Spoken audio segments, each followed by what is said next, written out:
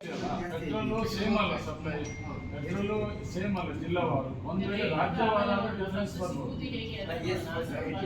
ಈಗ ಮಾತಾಡ್ಕೊಂಡ್ರೆ ಮತ್ತೆ ಅವ್ರಿಗೆ ಗೊಂದಲ ಆಗುತ್ತೆ. ಫಸ್ಟ್ ಇದಾಗಲಿ ಅದೊಂದು ಅವ್ರನ್ನ ಕನ್ಸಲ್ಟ್ ಯಾರ್ಯಾರಿದ್ದಾರೆ ಅವ್ರ ನಾವು ಮಾತಾಡಿ ಮಾಡ್ತೀವಿ.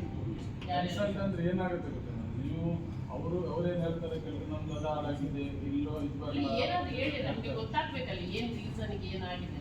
ಕನ್ಸಲ್ಟ್ ಅವ್ರನ್ನ ಕಳ್ಸದೆ ನಾವು ಏನು ಹೇಳಕ್ಕಾಗಲ್ಲ.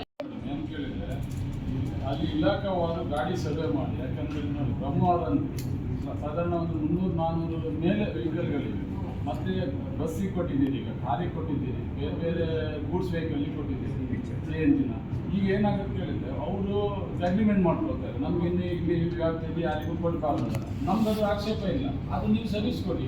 ಒಬ್ಬರಾದ್ರೂ ಒಬ್ರು ಸರ್ವಿಸ್ ಕೊಡಿ. ನೀವು ನಿಮಗೂ ಇಲ್ಲ ಇನ್ನೊಬ್ರಿಗೂ ಇಲ್ಲ ಅಂತ ಹೇಳಿದ್ರೆ ಆಕ್ಷೇಪ ಹಾಕಿ ನಿಲ್ಲಿಸಿದ್ದಾರೆ. ಆಗ ಹೇಗೆ ಮೇಂಟೈನ್ ಮಾಡಲಿಕ್ಕೆ 5,000 ರಿಕ್ಷಾ ಇದೆ. ವೆಹಿಕಲ್ ಬೇರೆ, ಲಾರಿ ವೆಹಿಕಲ್ ಬೇರೆ ಕೂಡ ಬೇಕು. ಇದು ಅಂತ ಉಡುಪಿವರೆಗೆ ಮೂರೇ ಪೆಟ್ರೋಲ್ ಪೆಟ್ರೋಲ್ ಇದೆ. ಸರ್ಕಾರ ಖಾಸಗಿ ಕಂಪನಿಗಳಿಗೆ ಕೊಡೋದು.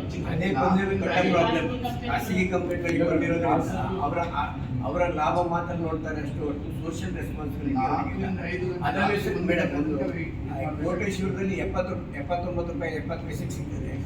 ಇಲ್ಲಿ 85-83 ರೂಪಾಯಿ ಒಂದೇ ರೀತಿಯ ಗ್ಯಾಸ್.